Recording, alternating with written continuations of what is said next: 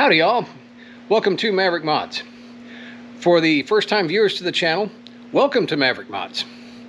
For those of you who don't know me, my name is Mark. My goal here is to have fun. First and foremost, play with some cool tools and try and keep some survivors on the road. And worst case scenario, if you can't keep it on the road, take all the parts you can off of it and put them on another survivor and keep it on the road.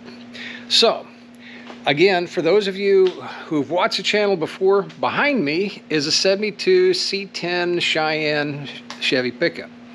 For those of you new to the channel, behind me is a 72 Chevy C10 Cheyenne pickup. This has been lurking in the shop here for a better part of about 8 months or so, mainly because I haven't had time to get to it yet because of the 71 Firebird. But this is going to be my next project. I'll be working on the Chevy pickup here and at the same time still working on the 71 Firebird, but kind of nice just to have two projects going at once. Some of you guys may think, how on earth can you do that? Well, we're going to give it a try. So let's take a quick look at this guy. Like I said, I've owned this for just not quite a year yet. Let's kind of take a look in all its glory. I wish I could get it running for you, but well, I did get it running. And here's a short clip showing it running.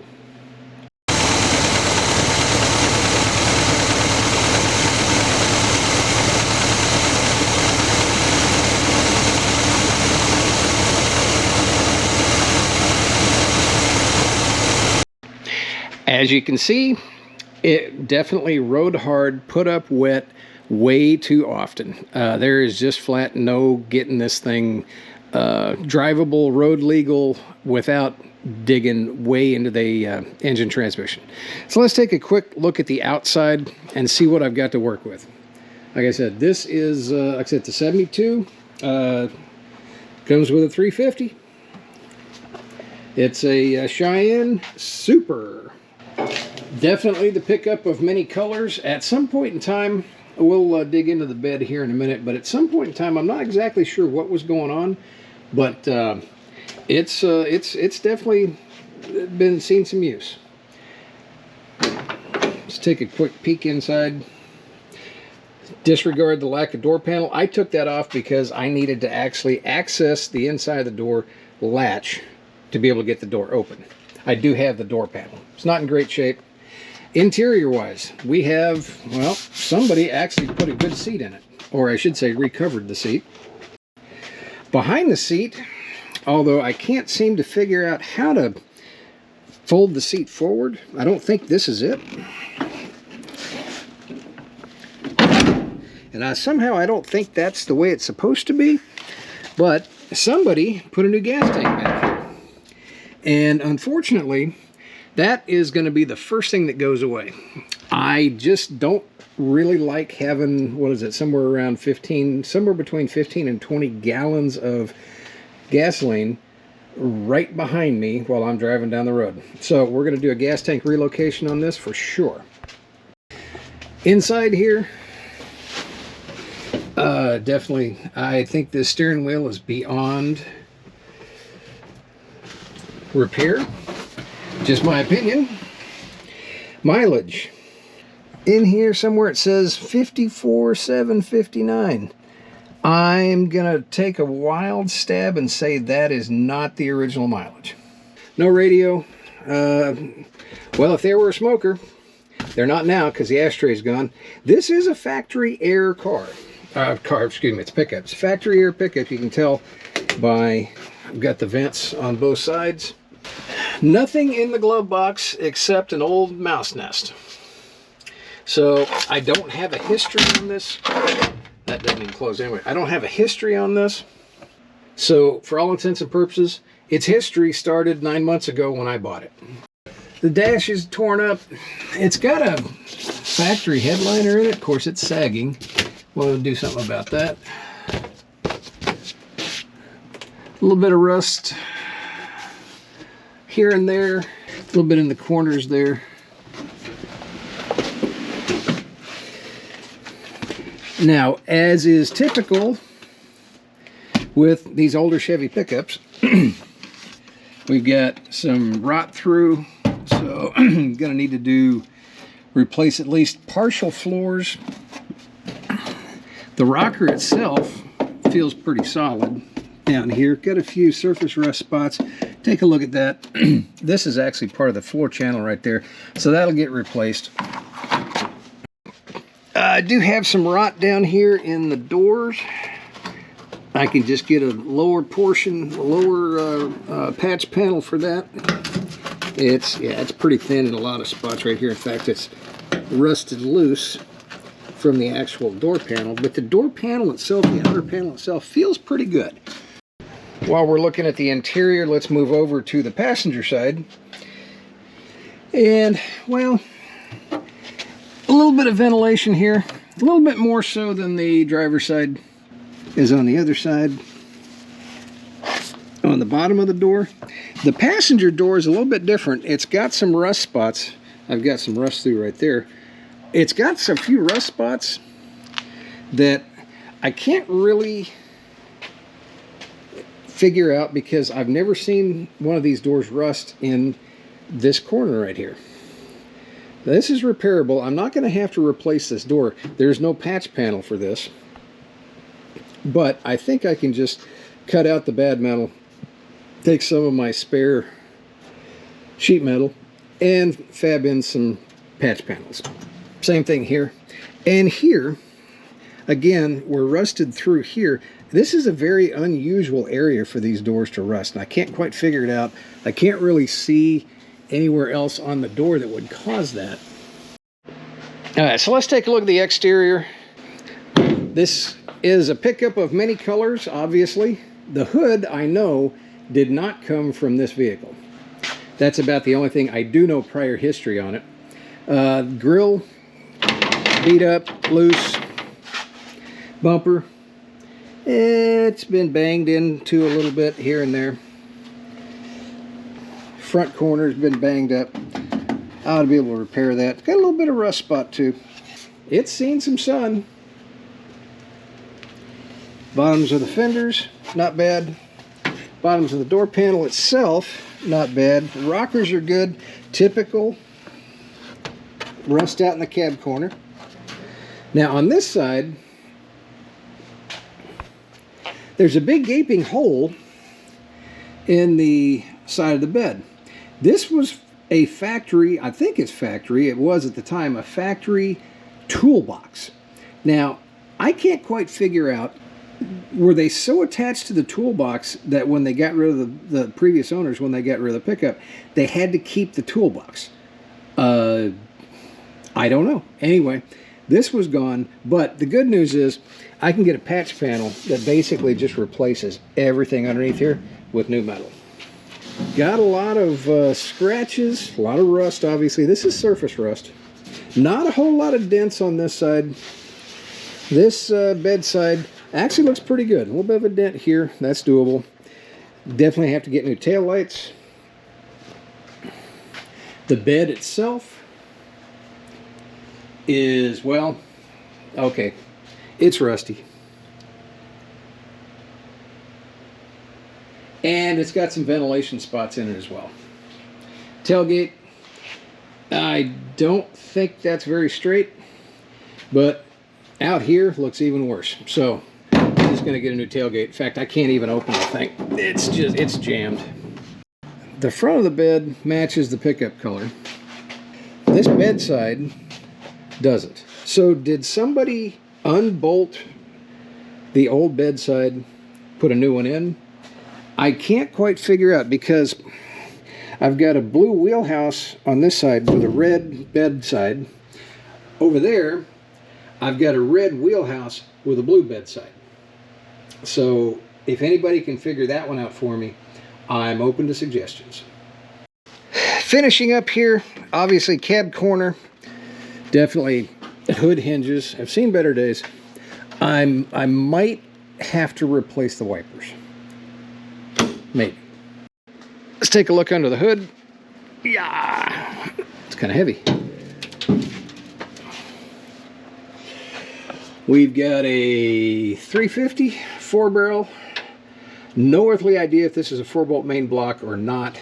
Obviously, since it's 72, I've got points ignition. And like I said, it is a factory air conditioning pickup. So I've got all the apparatus for air. So I've got power brakes, power steering, air conditioning. I've got the bones for a really, really good build.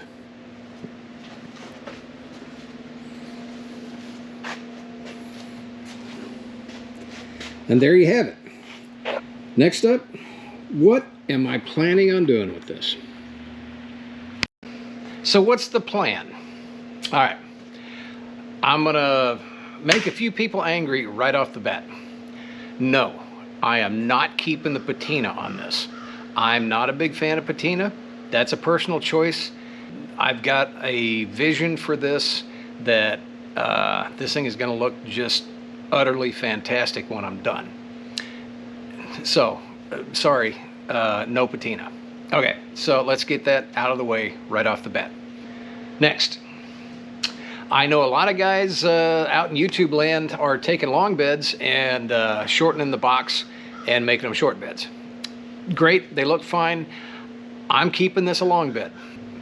I think with a nice stance, good paint, good presentation, these trucks look fantastic as long beds. So I'm keeping it a long bed. Okay, so we talked about no patina, no short bed. Next, a few little details on the exterior. It's gonna have factory panels on the exterior, with the exception of. So everything will stay factory on the exterior. It's gonna, I may do something with the grill away from the factory grill. It depends, I'm not sure about that. I am keeping the drip rails. And I know a lot of guys shave those, but to me, that's part of the personality of this truck. And my personal opinion is, I don't like the looks of these trucks if the drip rails are shaved. Again, personal opinion. Same thing with the door handles, not shaving the door handles. Gonna keep factory door handles. Like I said, now, bed, I think I'm just gonna go with a wood bed. I am gonna do the wide wheelhouses.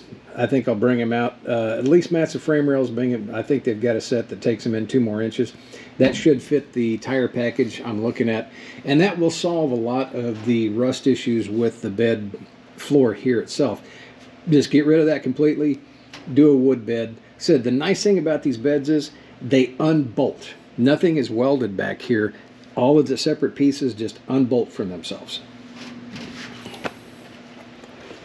Back here, the one thing I am going to do and deviate from factory, the rear bumper's going away, and I'm going to put a roll pan. Interior, well, I have a plan. And in order to explain my plan, you need to indulge me for just a minute. Let me finish up with everything else, and then we'll circle back to my plan. Okay, so we covered the exterior, paint, the bed, and we're going to come back to the interior in a minute. The last thing, drivetrain. So, like I said again, this one is a 350 4-barrel. It might be a 4-bolt main block, it might not. There's no way of knowing right now until I actually get the engine apart. It's got a turbo 350 that leaks like a sieve, so even if I got the engine running, it's not going anywhere because it dumps transmission fluid out faster than you can pour it in.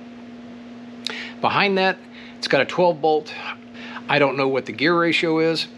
I don't know if it's posi, probably not, but I will keep the 12-bolt, and it will have, if it doesn't now, it will have a posi unit when I'm done rebuilding it. Where was I? Oh, rear end. Okay, so the rear end will stay the 12-bolt. I will pick a gear ratio depending on what's in there now, and it will have posi if it doesn't. Rear drum brakes, gone. It'll have rear discs. I am keeping the truck arm suspension.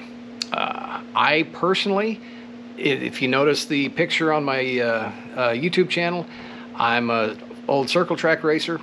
I like truck arm suspensions. You know, up until a few years ago, the NASCAR boys at the top levels, they made truck arms work, and they really do if you know how to set them up. So, keeping the truck arms.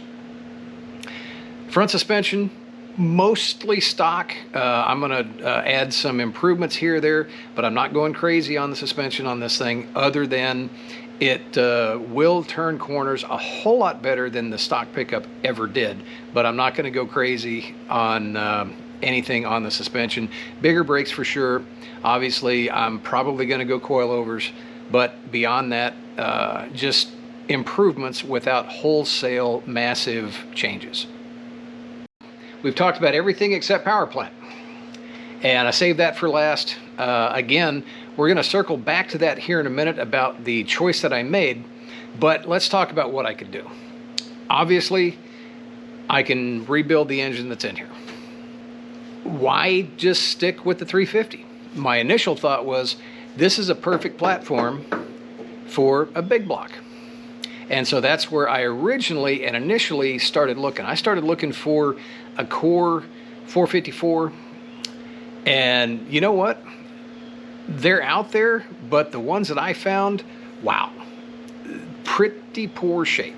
At least in my region here, in my general area, finding a viable rebuildable 454 rebuildable big block, tough.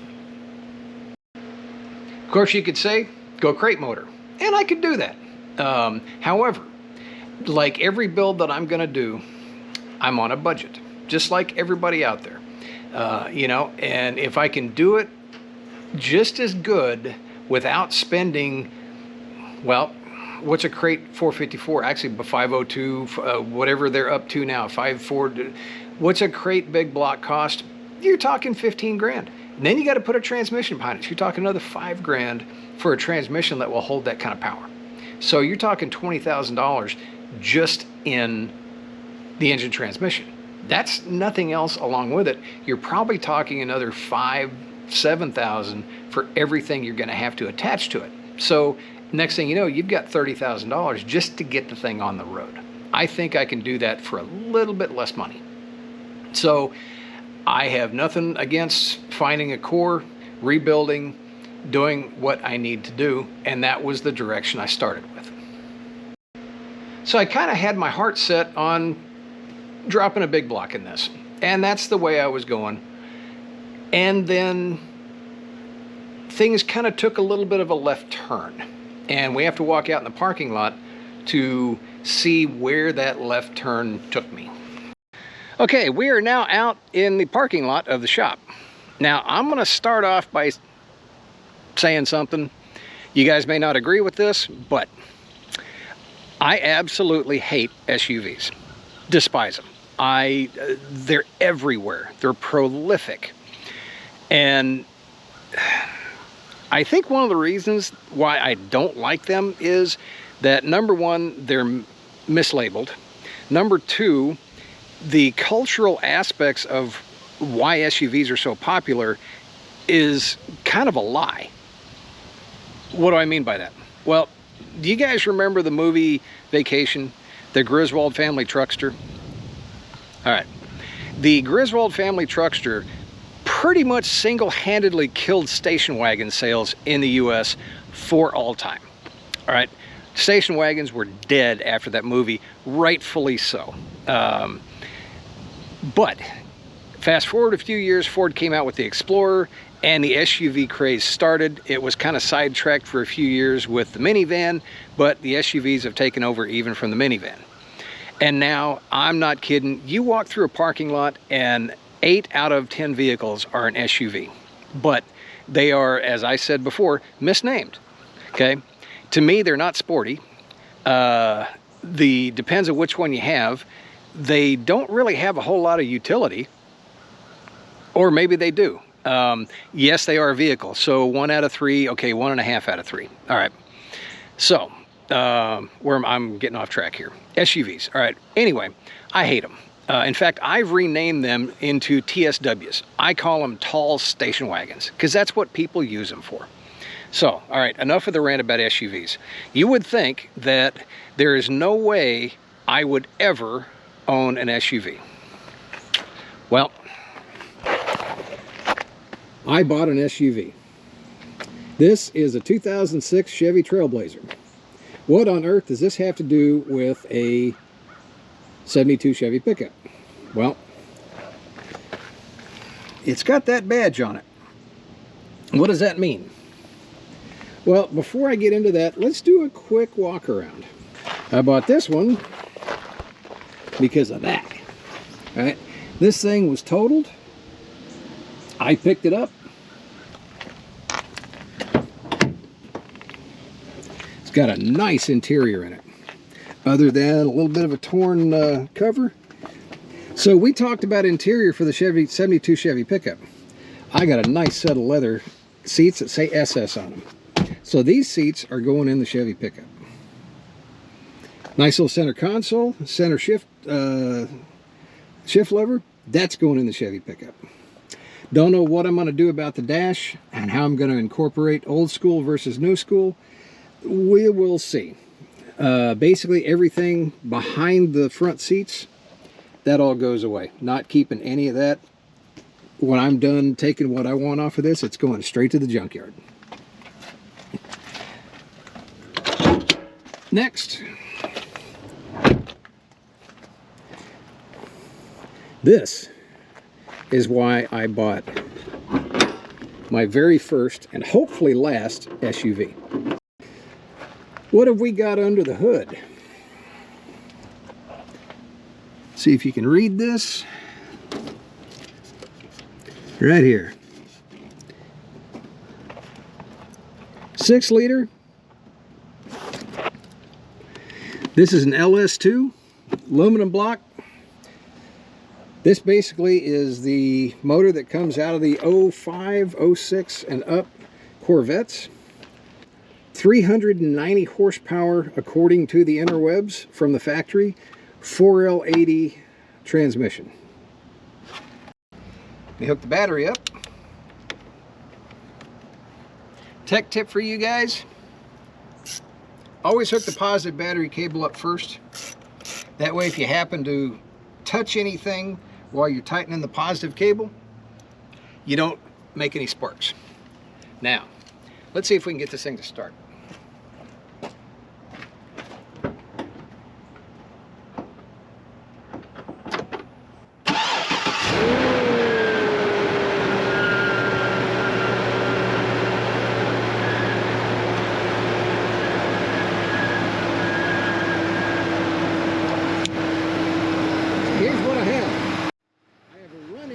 Although not drivable, I have a running LS2 4L80E and all the goodies. I've got an intact wiring harness, I've got air conditioning, I've got everything I need. Let's take a look on the inside real quick.